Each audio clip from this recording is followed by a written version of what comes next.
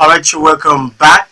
It's time for Citizens for the Daybreak Show. Today, Wednesday, the 18th day in the month of April, 2018. Well, I'm sure you're interested in what we're looking at this morning because it has to do with the 2019 election in Ogun State. And of course, it goes beyond the election. We are talking about the future of Ogun State. What exactly are we talking about? We're looking at the tension, the hullabaloo, the cries uh, that the succession in Ogun State is brewing. Talking about who succeeds the incumbent governor, Senator Ibikunle Amosun, CON, Well, many have quickly pointed at Lagos State as a model state when it comes to succession. You will recall that Ashwaju Bola Ahmed Tinubu became the governor of Lagos State on the platform of the Alliance for Democracy AD in 1999. He was re-elected in 2003 and then left the stage in 2007, and then he was able to put down his successor in 2007 in the mode of the brainy lawyer Babatunde Raji Fashola, who across divides, across ethnic, religious, and of course tribal divides, many people have seen as a whiz-kid of some sort who performed creditably well and was able to implement many of the programs and policies of the previous administration in Lagos State. Upping the ante, as it were, when it comes to performance and administration, good governance, not only Lagos State, but also across the country. He was the poster boy of the then Action Congress, which later became the Action Congress of Nigeria, and later which metamorphosed into the APC with other sister parties with the government in power today. Fashola left in 2015, and so we had Ambode Akinwumi, who is now the Lagos governor, on the platform of the APC, who is also taking the step further, raising the bar and upping the ante to another level. To Lagosians, he's also breaking barriers, smashing old records. Some people have quickly pointed out that this can only happen because you've had some kind of consolidation in Lagos State, where the same party or the same political family has produced the governor. And so they believe that if it continues, Lagos State, as some have seen it, is now becoming a country inside a country, with those who have become governors performing beyond the expectations of their even would-be godfathers in quotes. Some people are saying that this is what we should be looking at in Ogun State, and so the governor should have a free reign as regards who succeeds him. He is one man, of course, people will say, and he has just one vote. But no doubt in the political sphere and climate of Nigeria, a sitting governor has a lot of power to wield and influence over who succeeds him. Should he have a say, that is another argument. Should he even begin to push for somebody to succeed him? What about his party? Should he singularly have the responsibility to pick a successor? The governor has said so many things in recent times as regards to succeeding. It's going to be a risky, and then someday we might also be looking at the possibility of having a woman governor.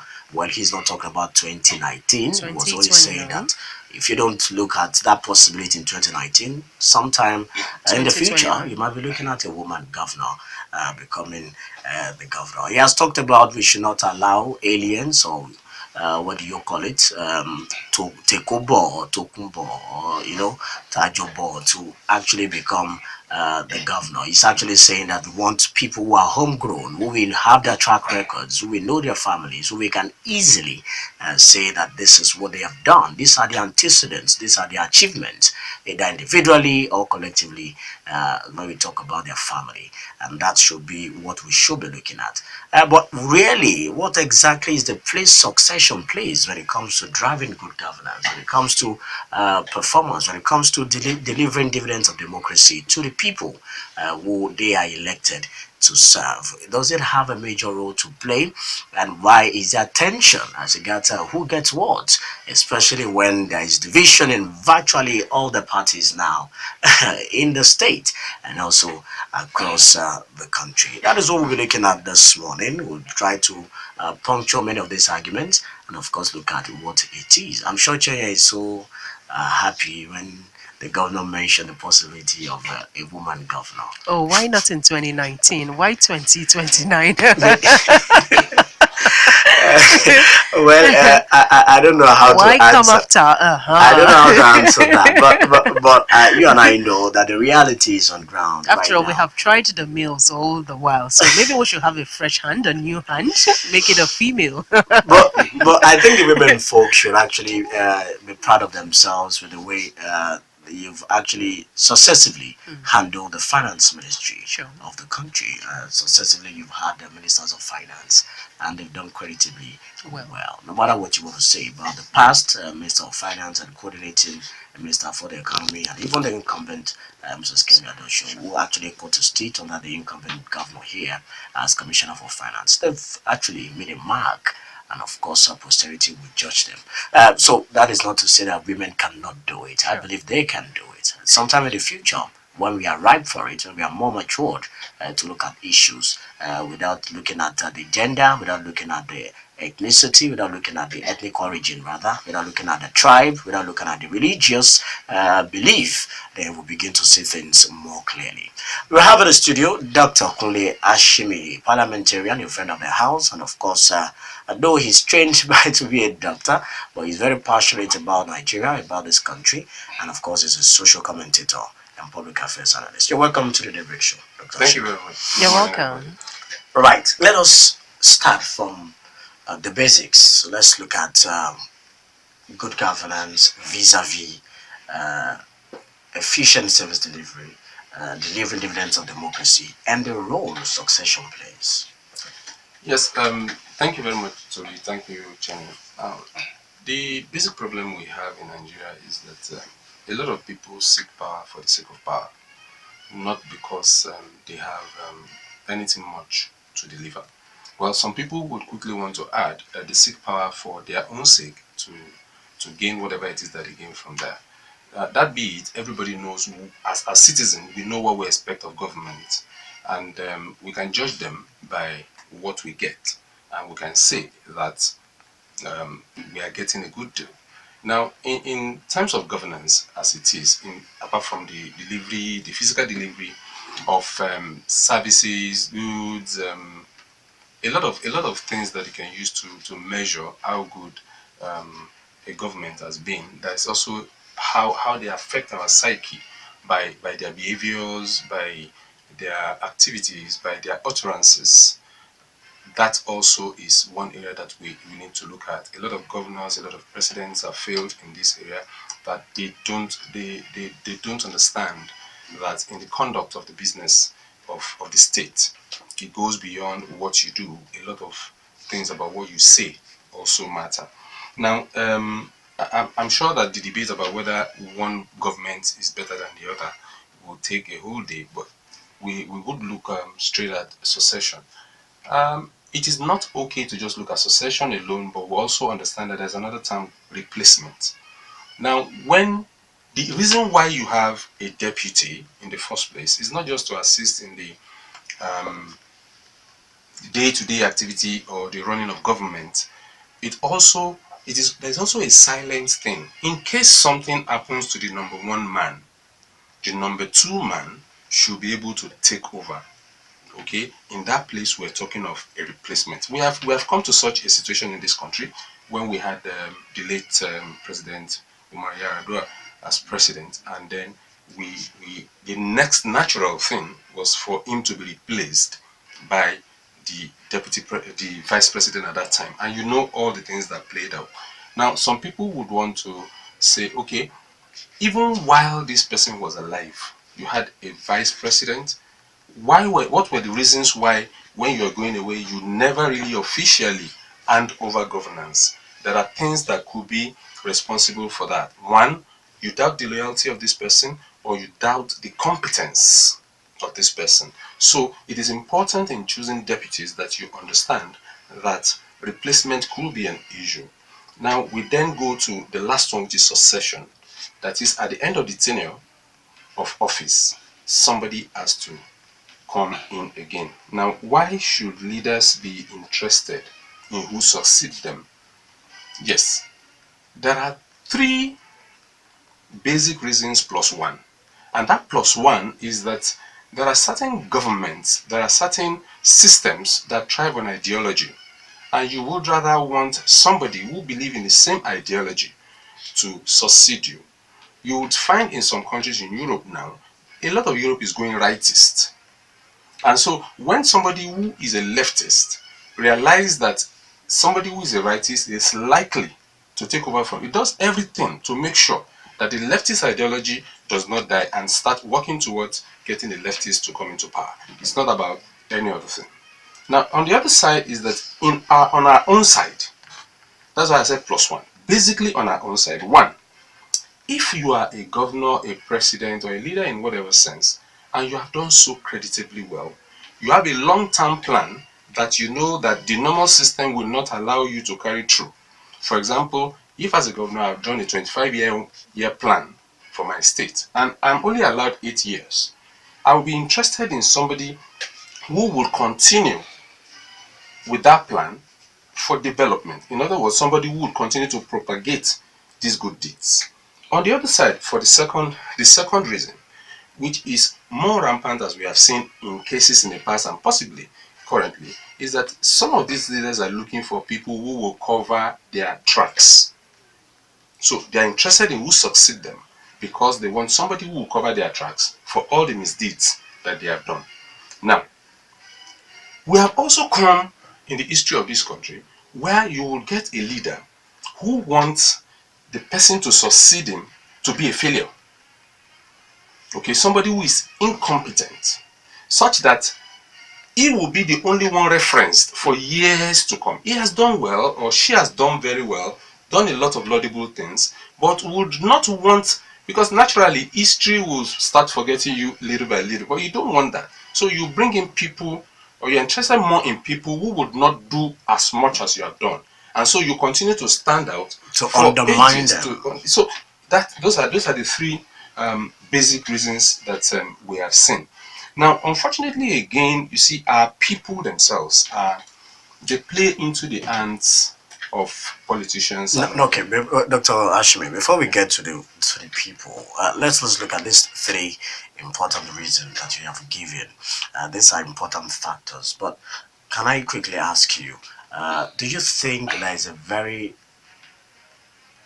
good nexus between your leadership ability and quality and your ability to be able to install, let me not use install, to be able to facilitate a better performer as your successor? Yes, in the first place, if you are a good leader, if you have done so well that your people themselves can attest to your leadership qualities and the good things that you have done, they will be waiting for you. They will be waiting for your body language, your speech to say who should come after you. Because naturally, they would believe that you mean well, and that naturally they would also believe that you would want somebody, because you would not build a house and want to destroy it. Okay, so the people naturally would believe that anybody you are interested in to take over from you would do as well or more. So you don't really have to go to the market to say it. What you have done is what will market what the people see. So it's a matter of perception. You don't need to say anything. All that they know is that you are interested in this person taking over from you, and what you have done is enough to market you as such a person. I think that is. I'm sorry, I need to mention names and put them side by side. Not when we talk about political stature now or how relevant they are in Nigeria, Africa, and beyond, but looking at the concept of leadership vis-a-vis succession. In my introductory presentation, I talked about the model in Lagos State, Ashwaji Bolatino. Yeah. A lot of people still give him that props and respect as being a leader, a true leader, because of how he has been able to handle, for example, those who succeeded and the consolidation that has brought and the consolidating gains that has also ushered in Lagos State. Now, when you look at that vis-a-vis former President Olusegun Obasanjo, who left in 2007, ushered in the late Umaru Musa Yar'Adua. He died unceremoniously, unfortunately, on the throne, and then ushered in a minority. Permits me to use that word, but that is what it is. Someone who people never thought could ever be the president of Nigeria. Former President Goodluck Jonathan, he sought re-election in 2011, and then he got it on the platter, and then in 2015 he was voted out. That same former President Obasanjo supported the incumbent, and now that incumbent is receiving knocks from the same person. So when you look at that pattern, three people that the same president, former president, has helped, so to say, to get to power. And yet, to the former president or people, they have failed. And the person keeps saying that you have failed. You've not done better than me. When you put these two figures side by side, what exactly would you have to say about how true, how you can call them true leaders in the sense of what they have done to carry on or to consolidate on their own achievements while in office? Yes, if we look at the person of the past president Obasanjo, let's look in the context of the presidents that came after him and then immediately after. See, you keep forgetting, a lot of people keep making mistakes, thinking that a military man out of uniform becomes just a civilian. These are people who had fought wars. These are strategists. So any word they say, they live the most of their lives, the most of their active lives in doing things like that. So whatever they do, there's a strategy to it.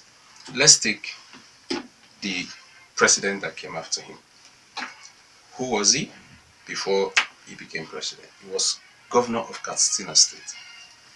And for so many months during his reign as governor, he was outside the country receiving treatment. His clinical condition did not start when he became president. He had always been sick. And of course, as a governor, before he leaves this country, he must take permission from the president. So the president then was aware of his health status. Okay? So the president was aware of his health status. Then the man that was made his deputy rose through the ranks from the local government, then to deputy governor, to governor, and then up. He has a track record. Okay? And so, if you put those two together, then you would understand the third reason I gave for making sure that your successor does not outperform you. That was the strategy for that. And when it came to, okay, these ones have done so badly, what are the people saying? The people are saying, we don't want this. And so no matter, at the time, if you look at the way the drums were beating at that time, no matter what your clout is, you dare not sing a discordant tune. So that was the strategy flowing at that time with the tide. Okay? Now at this time again, you would also understand that the loudest noise that we are getting, okay, is that, oh, he has not done well. And so what is the next thing? You would want to just not oppose that tide. So it's simple. It was purely strategic decisions taken, not necessarily in the interest Of the people. Yes. Okay, now let us bring this home. We are looking at Ogun State, for example. No doubt there is tension as regards who now succeeds. Senator Ibikunle Amosun. No doubt is someone that people have given so much kudos to. as regards changing the face of Ogun State and turning it into an investment destination. I want you to be very frank as regards your assessment of the incumbent. Yes, and then why you think there is so much tension as regards who succeeds him. Well, my assessment of the incumbent governor, I will be holistic. For me, governance should not be compartmentalized, should not be selective. What makes life, what makes the economy is not a sector, it encompasses all. The major failings of this administration has been in the areas of education and health, which actually is the bedrock of development as it is seen today anywhere in the world. In fact, development economists have all come to agree that the number one and number two factors for development in any country in this age is education and health. Agreed, there are a lot of infrastructure deficits in the state prior to this present government and prior to the one before. And yes, with whatever resources that is available now and available in the future, all are next to face one area: construction of roads, building of bridges. Honestly, I tell people they are fantastic projects. Nobody will steal those projects away. They are serving some purposes, but there is opportunity cost to everything. So, if as a person I take my shower every day and only wash my head, you know, of course, people will see me go into the bathroom every day. They say I take my shower every day, but at some point, you start seeing the problem because other parts of my body will start smelling. Other parts of my body will start carrying diseases. That is where the problem is. I envisage that if something is not done critically, you would see that two things. The government is also trying seriously in the area of bringing in foreign direct investment, industries, and all that. But here is the problem. If the crop of people who are supposed to work in those industries are not found locally, then you will find those companies bringing in their workers from other towns. That point is a zero-sum thing. You have lost. Okay? Because those people, again, by virtue of the residency rule, will start paying their taxes in these areas where they live. Okay? So no industry want to come here to make losses or to continue daily to deal with HR issues. Where are the people that are going to work? Are they healthy? Are they educated and prepared for what you're doing? So my critical assessment of this government is agreed. They're doing a lot of things about roads and bridges, but that is not enough. Okay, now, Dr. Ashimi. yes.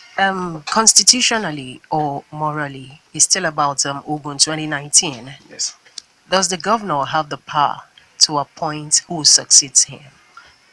Either constitutionally or morally, the governor does not have the power. The only thing he has is to use the party machinery as politicians to ensure that at the level of his party, the person he has interest in clinch the party's mandate. And then when it now comes to the election, if it is left to be free and fair, it is in the hands of the people. Except, of course, we allow things that politicians do to happen. But it is largely in the hands of the people. So the governor does not really have the power, either morally or constitutionally. But if he has done well enough, like everybody will say, yes, the governor, of course, is convinced that he has done enough visibly, and you can see all these things. But the point is, do the people believe in that enough to feel that, yes, we believe in you enough to pick the person you Okay, do you envisage do you envisage what would happen in 2019? Do I envisage what will happen in 2019? It's going to be a close call. No matter who the governor drops, it's going to be a close call. And I'll tell you why. In terms of perception, if you go to the different senatorial districts of the state and all that, what you would hear is, yes, the government is doing well, but they are concentrating more development in the Ogun Central areas. In the state capital. In the state capital, you know. But is that true? I am not telling you. I said you. No, I understand. I'm asking you now. Is that true? Honestly, if I have actually done an assessment by myself and I have listed all the projects, I will say this is what I have found. Okay. Okay, you hear it a lot on radio programs and all that, and they say yes, he's concentrating most in the capital, which actually is where it's or from. The central senatorial district. Yes. Then there is also the issue of, okay, riding on that, people will now feel that, okay, the people in the east, Ogun East or Ogun West will say, well, we want our own person to get there so that he would come and do the same thing, you know. But should governance be about that? It's not. Okay. Then again, there is the issue which has come to look like as if it has become constitutional. It has become pervasive now. Everybody is talking about zoning. So some people are of the opinion, yes, you have done it. Yes, it is our turn based on that issue of zoning, whether it is a party thing, they just, so it's going to be a close call. Okay, let us look at his party, for example, the APC. The Ogun West elders said they know that 7 governorship aspirants have indicated interest to vie for the governorship of the state in 2019, and they are discussing with them, even though they've not endorsed. So let's say the 7 aspirants belong to just one party, which I think there are even more in that party, the APC. You now begin to talk of what's happening in the PDP or the SDP or the Accord Party or so many other parties. When you look at this, how difficult do you think it's going to be for the successor to emerge, whether in the governor's camp or outside? Yes, let's go to the periphery first. Those on the outside, honestly, I'm sorry to say, what I read on social media, sometimes on newspapers, people still don't understand opposition.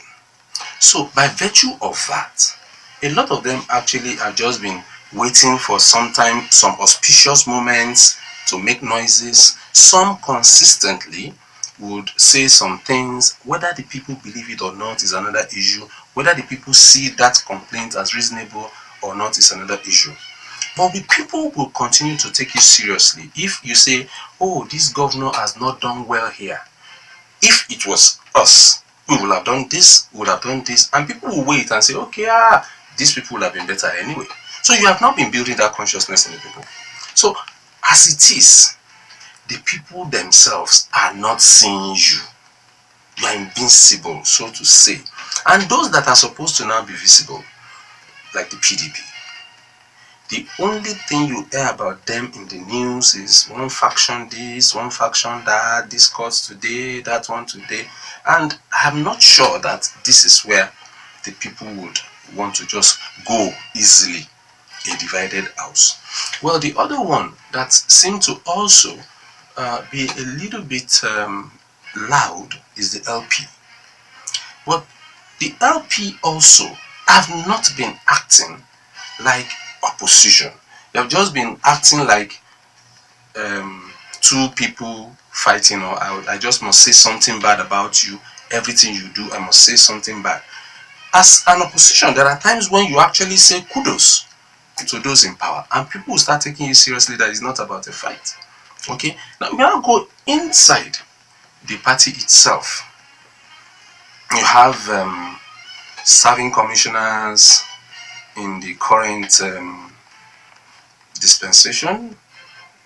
the Commissioner for Commerce and Industry, Commissioner for Forestry, Commissioner for Tourism, the current Speaker, also the Chief of Staff to the Governor, all and maybe some others too are jostling, and of course the one that the Governor has called the Atonriwa or Tokumbo or the Kubo, Yayi, within the same party.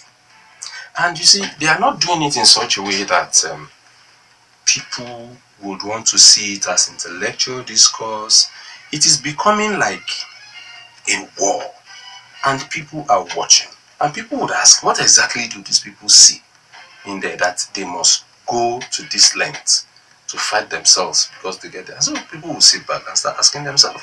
So there's a lot that is going there, and for me, like I'm saying, it's going to be a close call. Okay, now let me quickly look at this scenario. Some are predicting some kind of implosion, even in the ruling party, because of the choice of the incumbent successor. There are so many names that are out there. We may not necessarily begin to mention their names, but there are so many names that have been touted as the successor that the governor has interest in, but he has consistently been evasive as regards who the person will be. Of course, that's how politics is played until the last minute. Now, do you see an implosion whereby some people who believe that they are front runners in the race and eventually they lose out and they are not even compensated with even House of Rep or even Senate, for example? There's going to be an implosion in the party, and then the opposition will benefit from it. Is this also traced to the tension that we are witnessing, the silence of the graveyard, so to speak? Yes. That is going on. See, that has always been the thing with Nigerian political parties. That has always happened at every election. So they are not afraid of it. They know how they handle that at the end of the election. They know how they settle their grievances, at the end of that election. So I am not really more concerned, because you would see now some people left maybe PDP to APC and then back to PDP, yes, or APC to PDP and then back. They have ways of doing all that. It is their in-house thing, It has always happened. It's not so. I am not afraid that it's going to happen. It's the regular thing. So they keep moving back and forth. And then the moment they get to the other side, they say you are going to leak one secret here, say this one, say that one. After leaking all this, they still go back to the same table to eat. And I think the people themselves should not just be too concerned about that. It is the way of Nigerian politics. We should. It's about their interest. It's about their interest, not our own. So we should actually be more interested in looking at, of this pool, who exactly will serve our purpose. And I am not going to go on air and start campaigning for anybody or any party. It's about time we start looking at people and not parties. Now, the people, you want to say something? Yeah, I wanted to ask him a question. Dr. Ashimi, the governor sounded so authoritative when he said the whiskey that will be taking over or who will succeed him will spend his complete 8 years. And then the person that would come after him, whether we like it or not, would be a woman. What do you have to say concerning that? Well, it's all well mapped out. It's well planned.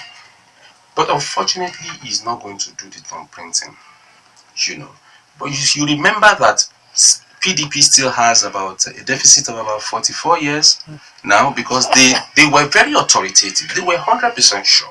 They will say to anybody that they are going to spend 60 years. Okay? If this governor is lucky, fine. But I would rather that, he, like you said, authoritative. It doesn't need to be, if he has been. Okay? He should just rather let what he has done market. And so when you have done well, and you just sit there and say, people, this is who I want, they would automatically line up behind that person. And there's a lot of things flying in the air. He has said yes, he's supporting the Ogun West aspiration. Yewa this, Yewa that. In fact, we have heard, a lot of things flying. Say, the person is talking about, that's your Whiskey is a Canada-based person who has never been in the system. So there's a lot of things in there. But don't also forget one thing. He's a politician. You remember when the president came back from the last UK trip when he was sick. There's a way politicians sell things to you, and Nigerians just fall for it. They said there was a rat in the president's office. For me, they just want you to go and start talking about things while you leave them to sort out important things. But people took it to heaven, even people who should know why statements like that are made. They just go and focus on that while we are focusing. And I'm sure that the government is just selling people dummies. Because all the time, you remember what PMB said in the UK? Said he needed to actually tell them I'm running so that they can leave him alone and then so that the tension will go down. Governance. So sometimes you might just want to look. Would you advise the governor to also do same anytime soon so that the tension will also go down? Everybody will find their own square roots. So far, he say, okay, it is Dr. Kunle Ashimi that I'm looking at. The funny thing is that you would expect that the politics at the national level to be more volatile than at the state level, but it is the reverse. Because right now, more than, in fact, I cannot say about other regions, in the southwest region, Ogun State politics is the more volatile, or is the most volatile right now as we are speaking, unlike every other place. Okay, Tobi, we need to run. Yes, because of the news at 10. We'll go straight to the newsroom, take the national news at 10, and after the national news, we'll be back. Dr. Kunle Ashimi will still be here in the studio. We still have some questions for our guests. Before we take over, before you take over the discussion, by your contributions, say that the short code 32120. Keep sending them. Type rock, leave a space, type your message, and include your name. Or keep tweeting at Rock City FM. I'm on the Daybreak Show this very full Wednesday morning. And what we're looking at this morning is 2019. 2019 tension over who succeeds Governor Ibikunle Amosun, CON FCA. We have in the studio a public affairs analyst and social commentator, Dr. Kunle Ashimi. Dr. Ashimi, before we throw up on the studio lines and take our people's contribution, I want us to quickly look at the ratings, talking about the approval ratings and popularity ratings of the incumbent Senator Egwuonwu Amosun. This, of course, plays a major role in what is going to happen in 2019 election, whether it's going to rub off positively or negatively on the likely successor. Yeah, Tobi, thank you very much. When you talk about rating, the ratings we do around there is likely still subjective. Objective ratings would mean that we have to look at all sectors, all areas, all localities or locations around the state and see how evenly distributed physical and functional projects are and how functionally and structurally the government has been able to affect the people. So in Abeokuta, for example, a lot of people who would appreciate the roads more than even the schools and hospitals that I'm talking about, because in the first place their children don't even attend government schools, so their own problem have always been the roads. So you would have something there. So I cannot objectively rate the government, but I can say subjectively from my own part that the government seem to have focused more on infrastructure to the detriment of education and health. Okay, if you place that side by side, talking about the approval ratings and the popularity of the incumbent and the party, don't forget, you cannot separate the governor and the party. Now, vis-a-vis what obtained in 2011, can you quickly compare?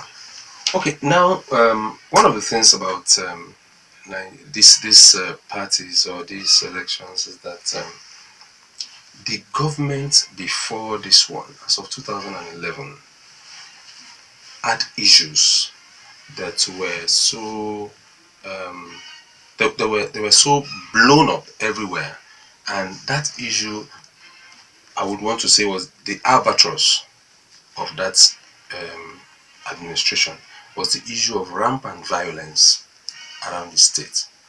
I did not personally witness any, but you have so many things said here and there perhaps because possibly attention was not placed on security. And when we say attention placed on security, it's not only about dousing the fire when it is burning, about preventing. Certain things have to be put in place to make sure that people don't become violent. There are some measures that you can take to make sure that what people would agitate for that will cause violence will be easily taken care of. So a lot of the news around the state then was that there was a lot of violence in different places, and as such people said they were tired. So at that time the incumbent governor was not a tested person in the real sense of it. So it was just that he was in the other party that was popular. Okay, and so he got the votes because people were, tired of the incumbent at the time. Now, during the second election in 2015, two major things played out. To what extent or to what percentage, I cannot say. Because like I said, we have not taken any objective study or poll. But two things stand out. One is whatever popularity he himself has been able to gain, and largely because people were tired of the government at the center. So at the time when the election was being the votes were being casted, you vote the same party at the national level and vote the same party at the state level.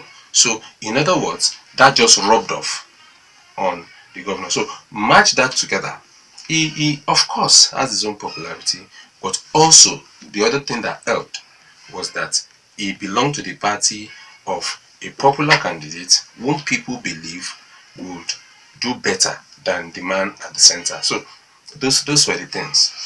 All right, at this juncture, we would like to accommodate your own contributions and opinion as regards what we brought to the front burner this morning. You can call the studio lines 0809-868-7344 or 0909-146-9670. You can also reach us via the short code 32120. All you have to do is to type rock, leave a space, type your message, include your name, and send to 32120. Our Twitter handle is @RockCityFM and our Facebook fan page is Rock City 11.9. Yeah, everyone, good morning. Good morning. Mr. Ashimi. My name is Demara. I'm from Egwuonwu. Now, is there any internal democracy in those parties in both selection of the candidate, the primaries? Is there proper internal democracy? That is one. Then two, do you think the parties have they enlightened people enough to go for their physics? Have they really done it very well? And at the same time, all this internal violence goes up and down in the parties. Do you think there will be any alignment before this election? All right, thank you for your contribution. Good morning. Good morning. Good morning, Mr. Tobi. Yes, good morning. Good morning, Chienye. Good morning. This is Kunle Ashimi. I'm calling from Batala. Okay. Good morning, our guest in there. Good morning, sir. I want to this action of who the successor should be or how they should come by is becoming the preoccupation of some of our rulers. We have it in Ekiti and Imo for now, and they're posting them. These rulers are faced highly to realize that the position is not monarchical nor dynasty. Considering this part, why then do you zero your mind or who succeeds you? It's beyond you. Why in charge to do your best and convince your conscience that actually you have done your best, that you have actually served humanity. If you are satisfied and clear of this, then you have no EBGB on who succeeds you. If you continue to hammer on who succeeds you, it means that still some misgiving or some gray area. It's because if you still notice that because you feel you have performed and you want somebody that you care for to continue to build on your achievements, or rather you feel you have left some things undone, and that you have helped your hand on some things, and you want a person to cover your tracks, you will sadly realize, be mercy, that when human element is involved, there cannot be any mechanical calculation. One will make the third person to disappoint you and ban it at that, or rather expose you. So this is a food for thought. Thank you very much. Thank you. All right, thank you. Hello. Hello, good morning. Chienye, Tobi. Good morning. Good morning. I salute you. Guest there. Good morning. You are welcome, sir. I'm highly impressed by your presentation as a public affairs analyst commentator. Thank you, sir. Now, this is my position. There's no doubt that Senator Ibikunle Amosun Your has name? performed to some extent. Your name? There are some other great Hello? areas like health, Your name? like you pointed out, and a few others. Hello? I mean, the question. Your name, please. Hello? Your name? Hello? Am I on here? Yes, you are, but you've not told us your name. Oh, Father, can you make my name, please? So, the point I'm making is this. With the problem we have all over the country, security, anger, and so many others, I guess, don't you think this will have a bandwagon effect on who succeeds Senator Egwuonwu Amosun? The realignment of the political juggernaut, don't you think it will affect, the party itself, the ruling party, APC? I want to believe that not many people, or I don't think they have the majority of the people supporting this party again now, because of these problems I have just highlighted. I said some of them. So don't you think all these things will have effect on who succeeds Senator Egwuonwu Amosun? Thank you. Good morning. Thank you too. Hello. Good morning. Good morning, Good morning. my sister. Good morning, no. Good morning. I greet you. Dr. Ashiru, good morning, sir. Good morning, sir. Thank you. I'm Kyle Olumide from Abeokuta. Good morning, Tobi. Good morning. Sorry, I'm not lining you. Look, this is a good occasion in a time like this. It's the performance of my governor. I voted for this governor, Senator Amosun. But by me or for me, I've not seen anything than all this infrastructure that I would call road. Do we really get or have true leadership, which is about freedom in this man? I would say no. And then I need to define what I mean by this freedom. Freedom is in the sense of it that as a leader, you just have to freely willing to free others in the essence of life and the goal for leadership, or the goal of that leadership you are portraying. What I have discovered in my governor is that for a long time now, it's more or less as if we are yet to get out of this colonialism. And then the process of colonization is carried with it inside him, the humanizing nature or element. And I've said it in time without number. When people are not doing what the people are probably supposed to be free for, when you take back some people's money in terms of deduction, when you do a lot of things to harm the people instead of probably giving them what belongs to them in their rights, then you are shooting your leg. And that's exactly what the governor has done. And is now looking for somebody as a stooge to come to his own shoe to probably continue. Like, no, people will not give it to him. Let me tell people that enough is enough for the APC now, just like Chienye has said. APC, you should go and buckle up maybe for 2023, but not for 2019. Let me tell you, I think we need a zeal in people that will have that skill also to be able to come up in another party. Anybody that will leave APC now can go to another party and then probably will vote for such, but not APC again, because I believe my governor has not done well. If I want to rate him in the road, whatever, he has scored a little bit in averagely, and then he has been able to do something very better in security. But in education, it is zero for me. Thank you very much. All right, thank you for your contribution. Please. Yeah, Big Daddy on the line from Adiola Way. Last speaker said everybody with his own opinion. We cannot imagine the same thing at the same time. You see, I want him to understand that today, that his part, maybe his own part is not well done. Amosun did not do it. But this man, our governor has the right name behind this and the property of Ogun State and Egwuonwu and Co. Despite what he's doing, we are human beings, we cannot satisfy everybody. But let me go to the people that will replace them when they leave the office.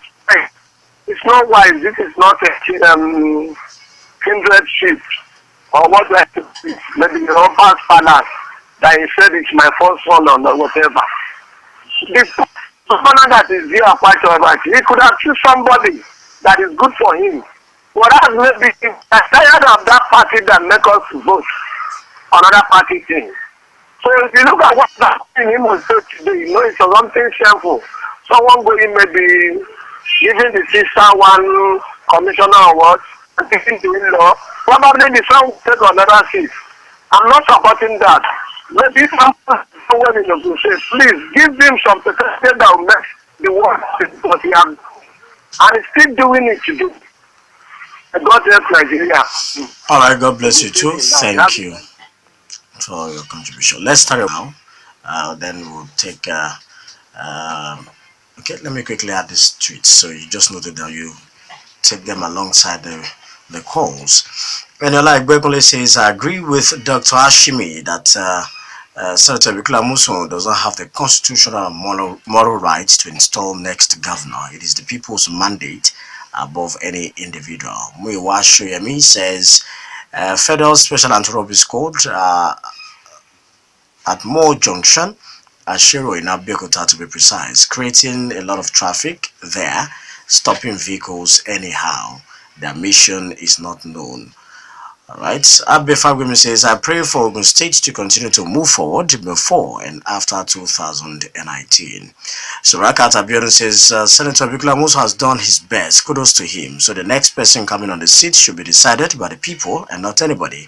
I want someone with character, competence, and capability to succeed Amosun after his tenure expires in 2019. We should do away with Godfatherism.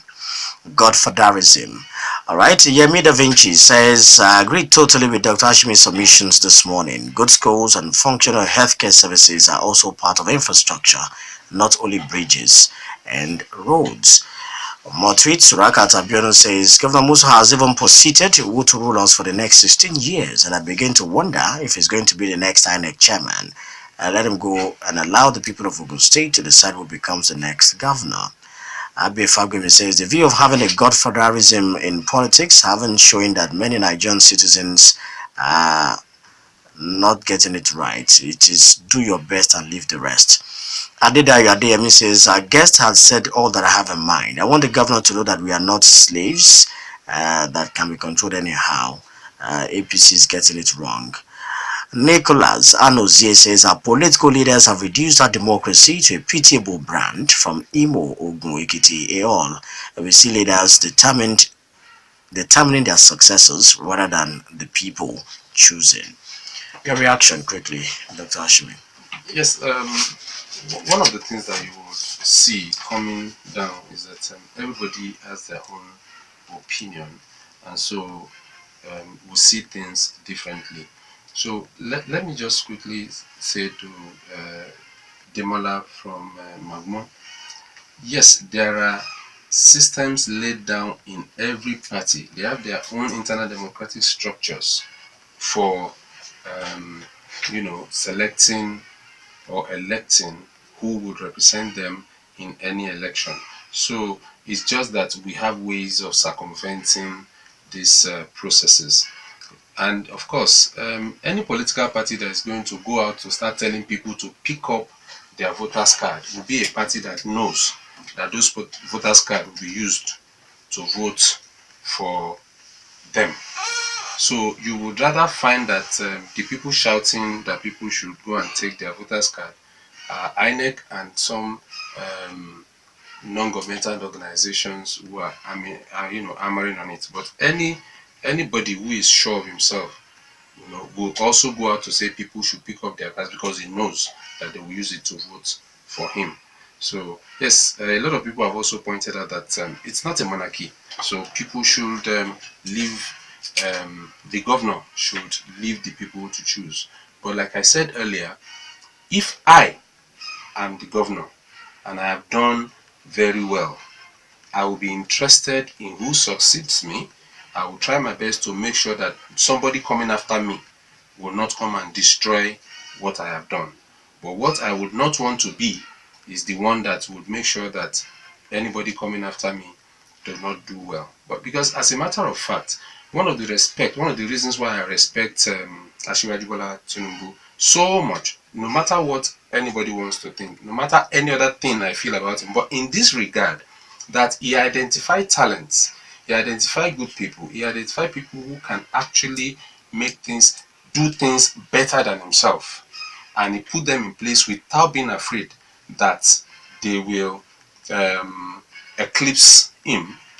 Is kudos to him. So we should actually. But is it not double standards if we give kudos to Bola Ahmed Tinubu in Lagos for doing that and picking talent that could actually outperform him, so to speak, as successors, and then we knock Senator Egwuonwu Amosun for attempting same in Ogun State? No. Like I said if I am the governor now, yes, and I am sure that I have done some things, and I know that there are some things else that could be done, and time will not permit, I will also be interested.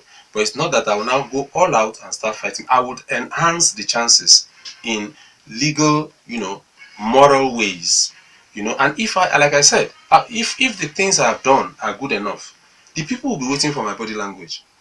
Who are you supporting? And they will give their support to that person. So if Senator Egwuonwu Amosun is in that position and he knows that I have done so well, then he can actually say, I would rather. He may not even say it openly, but his body language people will tell, and then they will follow that person. So all he needs is just his good deeds to market him. So I am not knocking him but I am saying that there is no moral. Particularly. Okay, so it is not that it's a moral thing that he must, or a constitutional thing. No. It is not. All right. So somebody was saying whether the security challenge and all that will be a bandwagon and some of it. Look, I am not the one that said it. He said the evil that men do lives after them. And of course, the good that you do. Whatever you allow in the system is what you will be judged by. Okay? While some people are saying, yes, the governor did this, the governor did that, which is bad to them. You can imagine some other persons, like I said, whom, the way we live our lives in Nigeria now is that you are your own government. You are a sub-government of the government. Mm-hmm. You tie your own roads.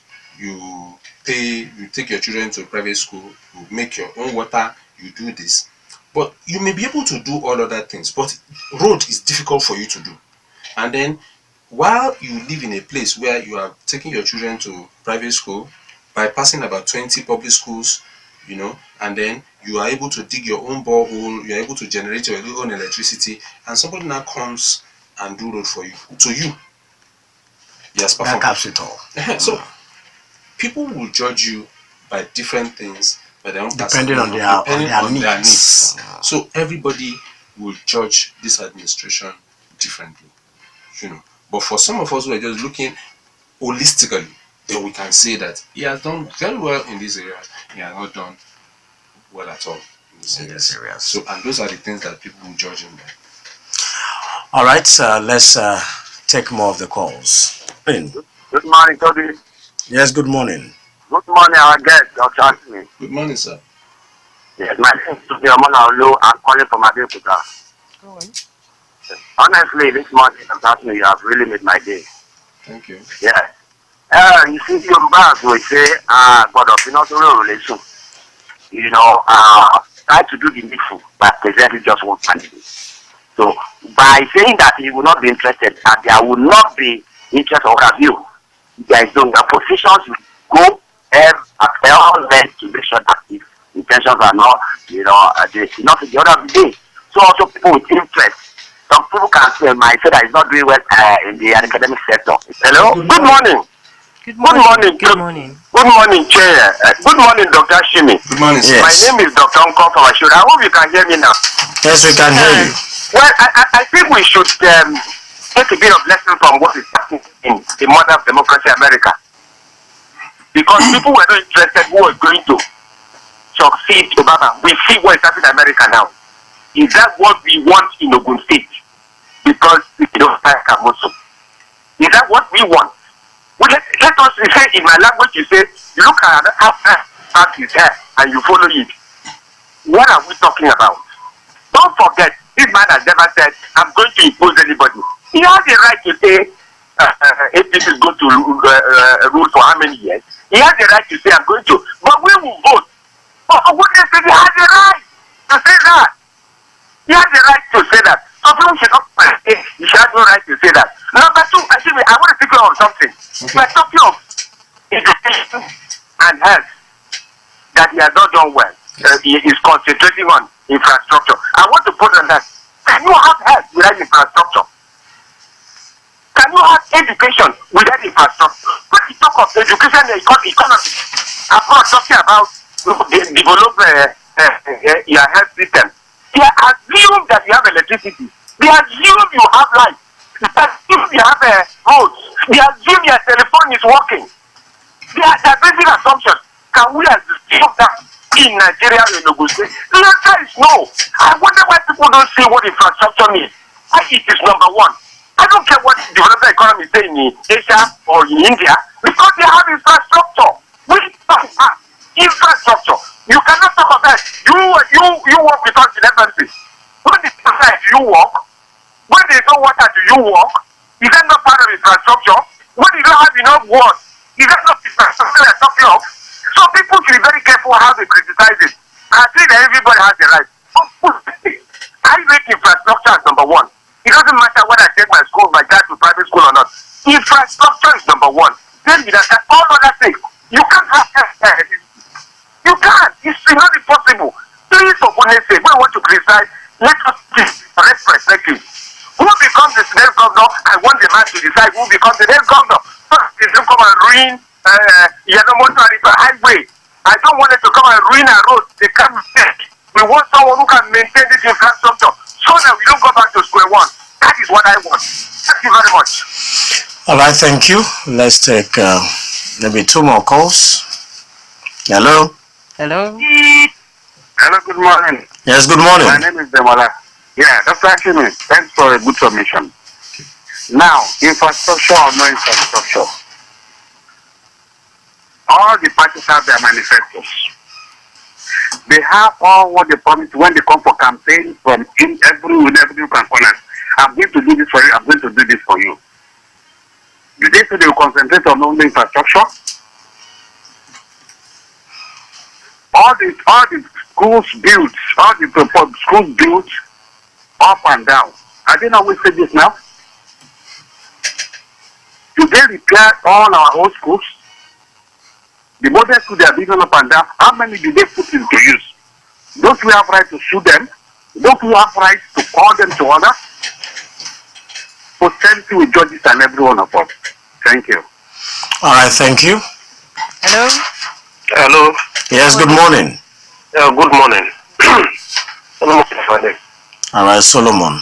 I am not surprised with what I'm hearing this morning. In 2014, a candidate of a political party was in your station there, was talking about the bridge. That even Lagos, where there's much traffic, they don't have this kind of bridge. The bridge is too much for Ogun State people. That shows the kind of people that we are. People that don't see beyond their nose. People that don't think beyond today. It's unfortunate. I will advise the governor, let him share the money for these people about the infrastructure, so that there's hunger in the town, so that they can use the money to do. And when tomorrow comes, their children will pray for them. Thank you. All right, I think we'll allow Dr. Ashimi to react to the last set of calls. Okay, thank you very much. I want to start from the last person. Yeah, he sounds a little bit bitter. But then the honest truth is that if we air ourselves properly, and that also will take me to the Dr. Nkom's positions. Like I said earlier, see, those roads are good. The bridges are fantastic. They serve purposes. They actually relieve a lot of people their stresses. What we're saying is that development should be all encompassing. Okay? And there are functional development just as there are structural developments. What is the point if I, for example, build a very large edifice as a hospital and I have no plans to employ people? I don't have a budget to employ people there. Fine, somebody will say, okay, somebody coming after you will come and do it. If that does not happen in 10 years, then that infrastructure will have decayed. You know, will have lost value. What we're saying is, let there be a spread. While we are doing something in some area, of course, there are some things that takes priority over others. But notwithstanding, those others should not be allowed to go down. And I don't think I need to go too much into that. So it's very, very, very, very important that we understand ourselves. I'm not here to criticize anybody. Now, see, the bridges, the roads, like I said, they are okay, they are good. But again, we'll reiterate that they are not the only things that you require for development. In fact, I was happy when I think about 3 or 4 days ago, I saw they started digging for water line. Of course, that is a good thing. So for me, I'll say, oh yeah, kudos. You don't just criticize people for the sake of it. I am not a politician. I'd rather say, okay, this is not good and I would have done it this way. So infrastructure, as Dr. Nkom put it, is an intertwined thing. Okay? And so if you now do one without doing the other, that is where there is a problem. Like you said, you build a hospital, there's no water, there's no electricity, then you are not doing anything. It's as if you have done nothing. So there's also power infrastructure, yes, and there will also be the people that will work there. And that is how these things should be done. As you are planning to build, you are planning to make water available there, you are planning to make power available, you are planning to put people who will work. And in the first place, you know the kind of people you will employ, because before you start a hospital, you know the kind of diseases that are prevalent in that area. So it's a whole big thing. Alright, let's add the streets. Adedayo Adeyemi says APC promised heaven and earth, but they have later given us gave us hell. The era of deceit is long overdue. Okay, maybe what you're trying to say is the era of deceit is over, not long overdue. Soraka Tabiru says the very first time Zuni was indirectly smuggled into a democratic governance was the time we murdered the government of the people, by the people, and for the people. Come 2019, Ogun people will decide who becomes the next governor of the state and not nobody else. Soraka Tabiru once again with the imagined scenario as regards the 2019 gubernatorial election in Ogun State. Do you support the call for Ogun West to be the next governor? Please, Dr. Ashimi, what is your take, sir? Soraka Tabiru says, let Dr. Nkom know that even the water he's talking about is hardly available in Abeokuta. Let him take a survey of where water is running in the state, then he will know that the government of Ogun State has done badly as regards water infrastructure. And like Egwuonwu says, in 2011, Baba OBJ was to install Chief Olori. Daniel tried to install GNI, but the people's mandate brought in Senator Ibikunle Amosun. Our political emperors should learn from history. Yemi Da Vinci says it is Governor Amosun's inalienable right, and even it is fair to be interested in who succeeds him. However, his emperor-like declaration has alienated him from the populace. Let's face the fact, anyone Governor Amosun handpicks to succeed him will inherit silent political enemies of the governor, who will see it as their chance to get a pound of their flesh. We did same to Governor Daniel, and we can do it again. The public declaration of the governor in supporting a section of the state plus his angry antagonistic stance against the candidature of a popular aspirant in the National Assembly will make APC lose votes. He should go to Bodilion and learn Godfatherism 101. Your reaction. Okay, let me add these short good messages. So just to wrap everything together with your final take home. Abdurrashid Okela says it's very good to have a good successor in any government. No doubt, Governor Amosun has performed creditably well. I heard Tobi Joseph say, talking of a woman succeeding Senator Amosun, I would rather succeed him instead of to complement his developmental project here and there, because the legacy is leaving behind to me it will be too much for a woman to handle. So by the way, I should be preparing myself for the great task. Well, Abdulrashid Okela, I think you are behind the news. What I said was just re-echoing what the governor said, that in no distant future we might be looking at a Madam Governor.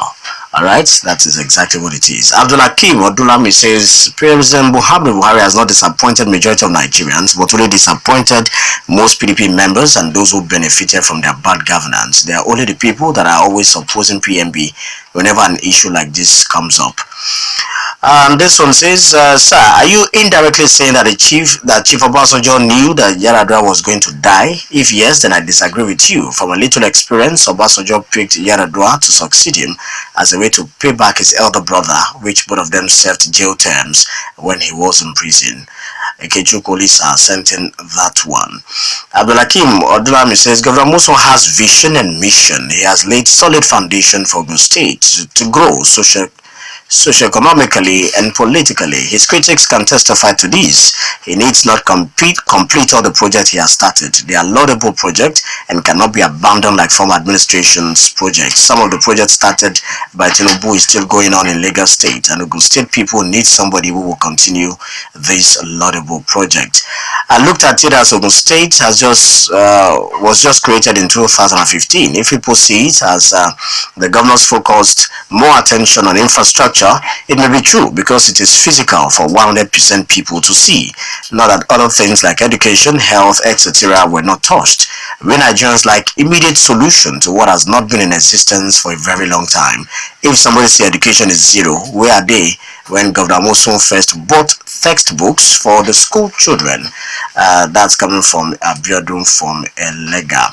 And this one says Governor Amosun will easily install the next governor of Ogun State in 2019 because he has done a great job. That's Pastor Larry Adekpoju. Zoning. Well, if in a multi-ethnic environment like ours, well, it can be a convention that will help us. It doesn't have to be in the constitution. So it's something good. And like I said, yes, I'm sure that Governor Ibikunle Amosun knows how well he has done. And of course, a lot of people are testifying to it based on what they have seen. So if he says he's interested in who becomes governor, I would also be interested in who succeeds me. So those things are important. However, see, in the long run, some of those things that we need to take care of as a people is that we need to start understanding that this issue of succession should start from the very basics. At the political level, you should start being interested in who becomes ward chairman, ward members of ESCO, who you put forward as councillors. If you make sure that the people you put forward as councillors are people who one day will be good enough to be president, then you have created a succession link. Okay, not that you put in people that even you yourself cannot say you are proud of, or who after a few months you start seeing something else. So we should start from the very beginning, and the traditional institution should also be involved. Let's start looking at good people who have good history and all that. They should be the one that will start it. So if somebody started, like for the president, the past president Jonathan, starting from the local government level, get to the state. So if we do that kind of thing by ourselves, it will be a good thing. Alright, because of our time, we won't be able to go on and on. But we want to really appreciate every one of you for your contributions. Those who called, those who sent messages, those who tweeted, and those who just sat down quietly and enjoyed the show. Whatever you are listening to 101.9 FM. Thank you so much, Dr. Kunle Ashimi, for honoring our invitation. Alright, that's our show this morning. Thank you so much. Have a wonderful day. I am Tobi Joseph.